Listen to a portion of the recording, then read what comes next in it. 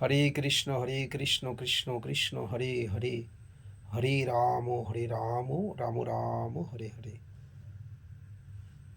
ভগবান গীতায় বলেছেন, শ্রদ্ধাবান লভতে জ্ঞানম তৎপরো সংযতেন্দ্রিয়, জ্ঞানম লব্ধা পরাম শান্তিম অচিরেনাধি গচ্ছতি। মানে শ্রদ্ধাবান ব্যক্তি জ্ঞান লাভ করে থাকে এবং সেই জ্ঞান লাভ করার পর তারা অচিরেই পরম শান্তি প্রাপ্তি করে বা শান্তি লাভ করে।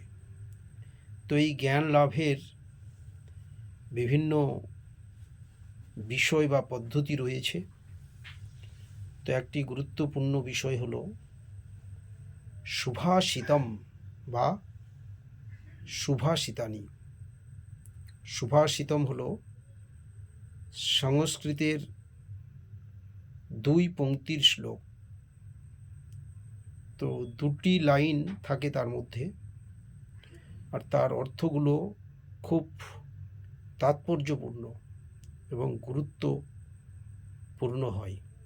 তো আজকে দুটো সুভাষিতম নিয়ে আলোচনা করব।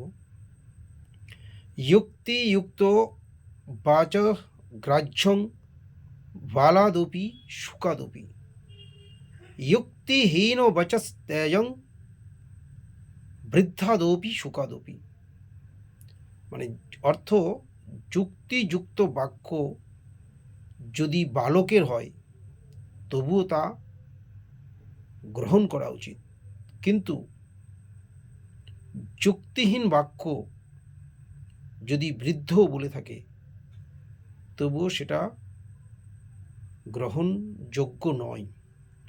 অর্থাৎ কোনো বালক যদি যুক্তিপূর্ণ অর্থ কোনো কথা বা বাক্য বলে তবুও সেটা গ্রহণ করা উচিত, কিন্তু কোনো বয়স্ক লোক আর যদি যুক্তিহীন কথা তিনি বলেন তবুও সেটা গ্রহণযোগ্য নয়।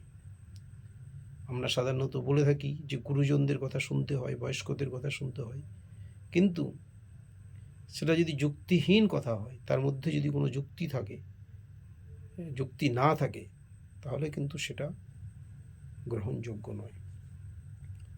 অপর একটি সুভাষিতম হলো, উদ্যম সাহসম ধৈর্য বুদ্ধি শক্তি পরাক্রম সরেতে যত্র বর্তন্তে তত্র দেব সহায়কৃৎ। উদ্যম প্রচেষ্টা, সাহস ধৈর্য, বুদ্ধি শক্তি এবং পরাক্রম, এই 6টি বিষয় যেখানে থাকে সেখানে ভগবানও সহায়তা করেন। উদ্যম অর্থাৎ চেষ্টা থাকতে হবে, সাহস থাকতে হবে, কোনো কাজের মানে ভীরু হলে চলবে না, ভয় থাকলে চলবে না। ধৈর্য, কোনো কাজ করতে গেলে সেই কাজের প্রতি নিষ্ঠা বা ধৈর্য অবশ্যই থাকা উচিত। বুদ্ধি, বুদ্ধি থাকলে খুব অল্প সময়ে বা খুব কম খরচে কোনো কাজ করা যায়, তো সঠিক বুদ্ধিরও প্রয়োজন।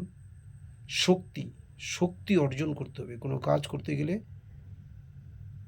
আমরা শক্তি প্রয়োগ করি, সেই শক্তিটা থাকা প্রয়োজন। পরাক্রম, পরাক্রম মানে হচ্ছে বীরত্ব, যে আমি করব, আমি করে দেখাবো বা আমি পারবো, এই ধরনের মানসিকতা। সেই জন্য উদ্যম সাহসম ধৈর্য বুদ্ধি শক্তি পরাক্রম সরতে যত্র বর্তন্তে তত্র দেব সহায়কৃৎ। তো এই 2টি সুভাষিতম আজকে উল্লেখ করলাম। এর পরবর্তীতে আরও অন্য সুভাষিতম আলোচিত হবে। সবাই ভালো থাকবেন। নমস্কার।